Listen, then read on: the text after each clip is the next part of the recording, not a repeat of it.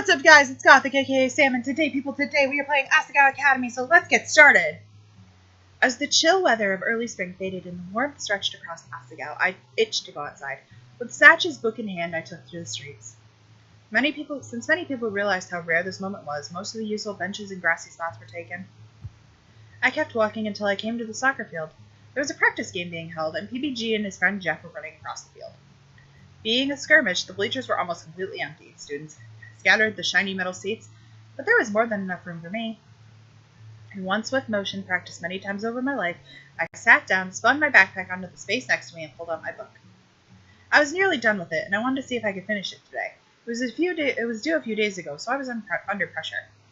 At a pause in my reading, I looked up to watch PBG on the field. A shock of color at the base of the bleachers caught my eye. It looked like some kind of metallic candy wrapper, and a pang of annoyance struck me. There was a trash can nearby. Why litter? But as I jumped on the steps of the bleachers and nearly slipped off one, it became clear that it wasn't trash. The colors changed as the angle of the light did. It was an iridescent purple figurine. An itty, bitty, and a kitty! Was it Gerard's? He was the only person I knew who collected them. I held it up to the nearest student, who shook his head. I was free for a while. Gerard was into the IBK scene, so if it wasn't his, he'd probably know who it belonged to. One problem. I had no idea where his room was. Conveniently at that moment, PBG ran off the field to get a drink. I approached him, holding the kitty in front of me like a talisman.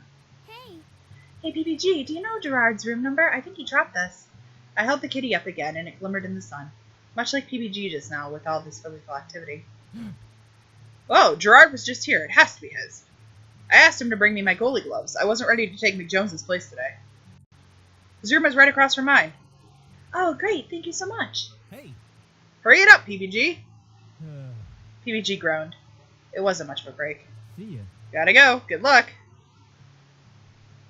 So for those who don't know, if you've ever watched any of PBG's videos, or if you've watched PBG's Minecraft Hardcore series, McJones is his brother. So I love that they included like McJones in this game as a side character, because it's so freaking funny to it's like a little piece of candy for those who watch PBG's videos. Like, oh, and here's McJones, and here's what's his name? Oh, I know it. I watched Hardcore so much. Dean. There it is. And here's Dean, and it's just it's a fun little, hidden secret. Easter egg. There we go. So anyway, let's get back to the story. He took a huge gulp from his water bottle and poured the rest on his head and jumped back into the game. His teammates patted him on the back as he rejoined them. I placed the IBK into my uniform's Lilliputian pocket and headed to Bluebell. As I entered Bluebell House, a passing boy frowned at me. Was I even allowed to be here by myself? I shook my head. There was no time to be afraid. Today I had a mission. Just as PBG said, there was a door right across from his room. I knocked and fished the IBK from my pocket. Oh. Shane answered the door, not at all pleased to see me. Hi, Shane. How are you? He was Gerard's roommate? Oh, why was he Gerard's roommate? I tried to laugh to diffuse the situation, but it was weak. I felt like I was only making things worse. I didn't know what went on in Shane's mind. He looked at the IBK in my hands. Gerard should be back in a few minutes. Okay, I'll just wait in the common room. When he gets back, can you tell him to try to find me? I could read downstairs. Even if it took Gerard an hour to get back, I could keep myself occupied. Shane sighed and leaned against the doorframe. I could tell him, but it'd be much easier if you waited in here. He put his hand out, gesturing me inside. All right, thanks. I entered the room and stood smack in the middle of it. Shane plopped down in a chair in front of what must have been his desk. I sat down in what I assumed to be Gerard's chair on the opposite side. Shane swiveled around and stared to click something on his laptop. Seeing as he wasn't much for small talk, I turned to observing the room. Their room was, well, decorated, one could say. There were a lot of itty-bitty kitties, each arranged neatly with its brethren of similar design. Every empty space, not filled with school-related objects, was covered by the pads of cute little cat, or at least the sealed box of one. Even parts of Shane's shelf had IBKs on them. I had to admit, it was kind of endearing. Something about the dedication required was sweet. Hey. Do you collect IBKs too? Not really. They're Gerard's. I don't mind. I see. It's kind of niche. Surprised you're into them. Oh, no. I don't collect them. I just found this one on the side of the field. PBG said Gerard was there earlier, so I came to find whether or not it was his. My hastiness to disown the figurine did not go unnoticed by Shane, who made a face at me. If it's not Gerard's, then I'll probably know whose it is, right? It's probably Gerard's. I smoothed my thumb over the plastic kitty absent-mindedly. Shane returned to whatever he was doing online, and I conversed with the figure in my hand. Who's a pretty kitty? Who's a pretty kitty? You are. Gerard came back about 2 minutes later. Hey, Shane. And Hana? He held 2 coffee cups in his hand. Suddenly he turned pink. What are you two doing in here? Alone. Together. We're not doing anything. Hana was looking for you. Really? How can I help, Hana? He gave a coffee to Shane and offered the other one to me. Here, take mine. I would have gotten you one too if I knew you were here. That's really nice of you, but no thanks. I just came to see if this was yours. For what felt like the 10th time in the last half hour, I displayed the itty-bitty kitty. Oh, wow. Oh, yes! Gerard almost dropped his coffee as he leaped forward. I lost this today. Where did you find it?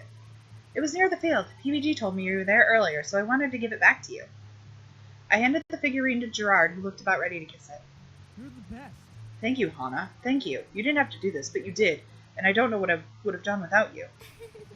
It wasn't any trouble at all. It looked pretty rare. They're special. It's not as rare as you think, but it's still very special to me. I'm so glad you were the one to find it. I shouldn't have been so careless. Don't beat yourself up about it. What matters now is you have it back. Maybe zip up your pockets next time. I promise. You bet I'll take a load of precautions to make sure this never happens again. He placed it delicately on the shelf with the other kitties that had the same iridescent properties. Gerard looked at me while I viewed his hard-earned assemblage. Right. Oh, duh, Gerard, you dummy. How rude not to at least let me introduce you to my collection. Sorry. In this room, I have 247 itty-bitty kitties of every shape and size. This is the newest set, the Catastrophes. They're banned. They're really popular right now, so I traded my rare extras for these the other day.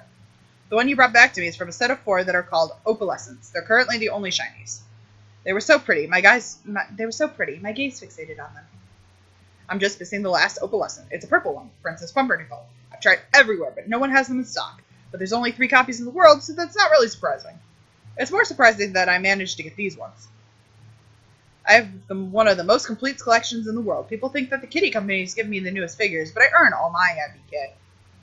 I can tell this took a lot of hard work. I'm amazed at how much effort you've put into this.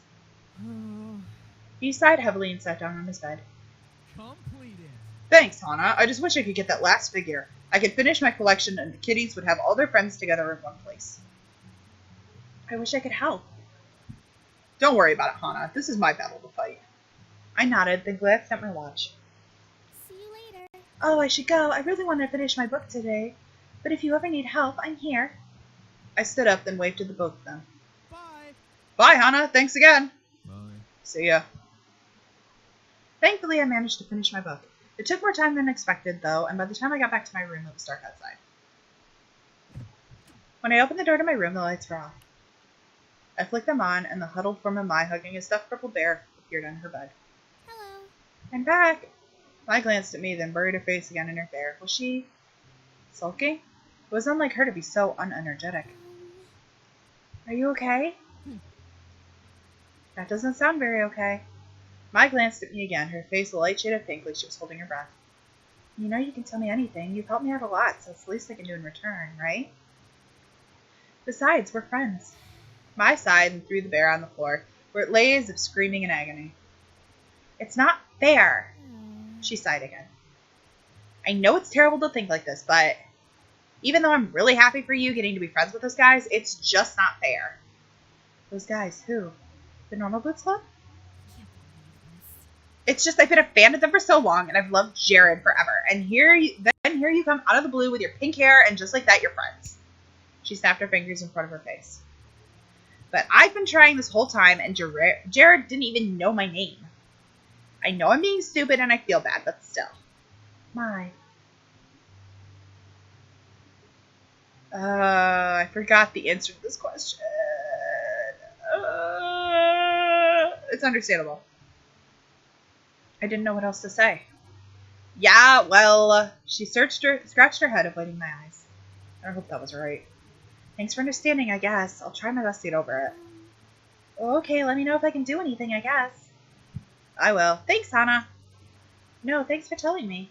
Mai leaned off her bed and picked up the bear, patting its head. She chuckled. We smiled at each other. Even though it was awkward, it seemed like everything was fine. Mai really was a good friend. Despite our slight confrontation last night, I was peppy as usual the next day. It seemed like there was no reason for me to worry. That didn't mean I didn't. The bell rang and class started. Miss Shizuka wrote origami flowers on the board in ornate script and turned to glare at the class. Class. The flower festival is a few days away. It's time again to start folding flowers to sell for the school. We do this every year, guys. I don't want to hear any groans. You're free to write me an essay on the importance of these funds for the school if you'd rather not participate. A few students rolled their eyes, but I smiled. It sounded kind of fun, and I really hadn't folded origami in years. I'm handing out practice sheets because I know how bad you guys are at origami. I'm only going to teach you once, so pay attention. Shizuka returned to the front of the class, picking an ornate green paper. As she instructed the class, I realized these were the most basic version of origami flowers. I was already familiar with them. I folded my practice paper with ease while Shizuka roamed the room, helping the students who struggled to follow along. These creases are weak. Kindergartners could do better than this. Hell, my ex could do better than this. Sadness passed across Miss Shizuka's face. She turned to the boy next to her and slammed her hand on his desk. You need to be better. Be better for everyone's sakes. It seemed like quite a few students were having trouble. I went to the front of the class to get some new paper, passing John on the way back to my seat. His paper caught my eye. Hey. You folded this the wrong way. Your flower's going to be narrow if you keep going. I'll be honest with you, Hana. I have no idea what I'm doing. Help me! He kind of looked like he was about to cry. I knelt by his desk, unfolding and refolding his paper. This looks perfect. You're so good at origami. Did you have to make flowers at your old school, too? No, I used to do origami a lot when I was younger. I guess muscle memory just kicked in. Thanks, though. Really? Really? What an odd skill to have. Is it? Please. John clasped a hand around my wrist. Stay with me. Help me. Sure, if you need it. Yeah. I knew I could count on you. Thank you, Hana. You're a goddess. I spent the entire rest of the class period slowly doling out lessons to John and PBG. I offered to help Shane, but he turned away from me, instead watching over John's shoulder. I kept my movements large and exaggerated so he could see too. It was nice to feel useful. When class was over, I headed back to the dorms with Mai. We had a long night ahead of us filled with homework and the possible reward of chocolate ice cream should we finish on time. But before I got far, someone called my name. Hana! Jeff, is everything okay? Hey, the Normal Blues Club has a meeting today, and PBG forgot to take his soccer uniform with him. He held up a blue and gold uniform. You won't have much time to change before practice if he doesn't have this, and I have to run down to the field. Can you take it for me? Of course we can. Mai grabbed the uniform from Jeff. Awesome, thanks! He dashed toward the field. Mai turned to me, victory running through her face. Yay! Finally, a chance to see Jared in his element! Come on, Hana, we have to hurry! We approached the Normal Boots Club room, hearts thumping nervously. At least I assumed Mai was, judging by the way she was fidgeting like a hummingbird on acid. It was. We stepped up to the door and were about to knock when I heard my name on someone's lips. Hana. I froze and turned to Mai. Her face was lit and she pressed a finger to her lips. She leaned in closer to the door and I followed suit. Dude, I think it's fine. What do you think she's going to do to us? You need to calm down. No. But it's so pink. No one has hair like that. People can't choose their hair color, Shane. It's a really poor reason to judge someone. I know, but I don't trust people with pink hair. You know there's more to it than the color. Don't deny it. Weird things always happen around people with pink hair. Sure, but they're not dangerous. Aren't they? My heart sank. I stepped away from the door, unwilling to hear more. I held up my hand and shook my head. Just when I thought I was beginning to win Shane over. Is this how I truly felt about me? I'm heading back. But... I stepped past her, walking as quickly as I could back to the dorms. Luckily, I didn't pass anyone on my way back. I didn't think I could manage small talk without bursting into tears after what happened.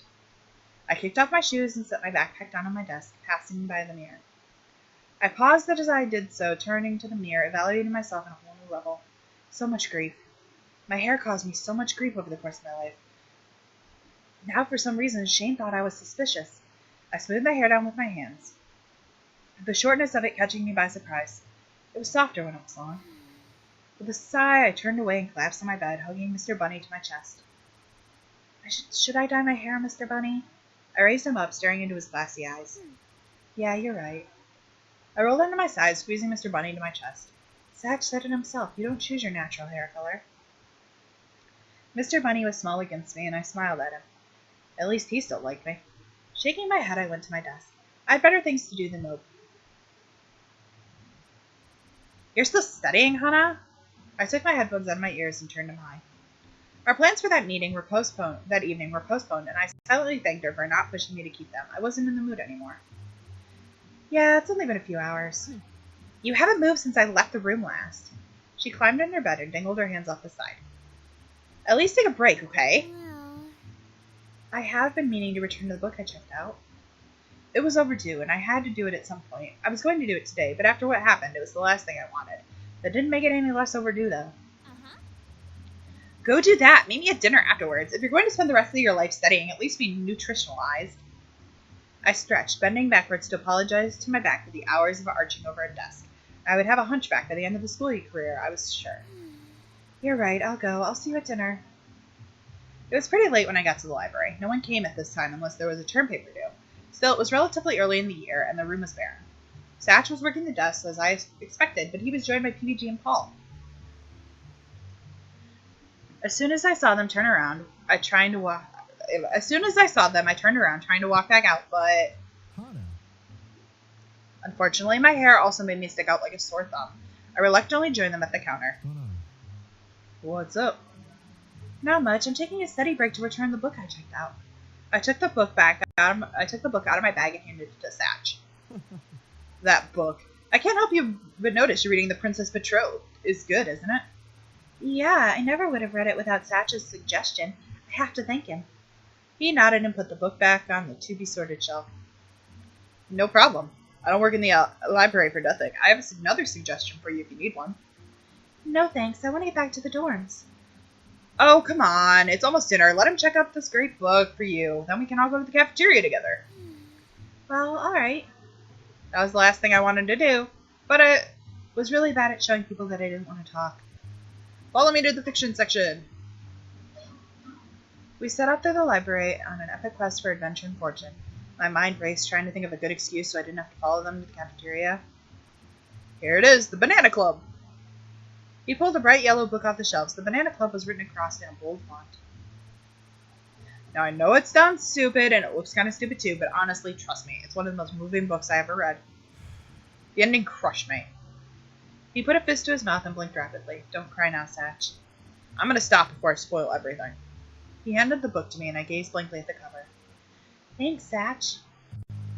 And, Hana? Huh? Are you alright? You don't look very well. I wasn't really. But of course there was no way I was going to tell Satch that I eavesdropped on their private conversation. I am, just feeling a little under the weather. I conjured a fake cough. It sounded pathetic. I think I'm going to skip out on dinner too. I'm just not feeling well enough. Satch narrowed his eyes and nodded. If you say so. Do you still want to read this book? Yeah, I do. Your suggestions haven't failed me so far. Okay, let me check it out to you real quick so you can get back and rest. When I got back, PBG and Paul were off on the other side of the room. Paul waving a book vehemently at PBG. Satch stepped behind the counter and grabbed my book. You know, if something is bothering you, or you're still getting used to the school, we're all here for you to talk to. I know. Transfers have it the hardest around here, and everyone knows that. I nodded. He passed the book to me, and I put it in my backpack. Just don't be a stranger, alright?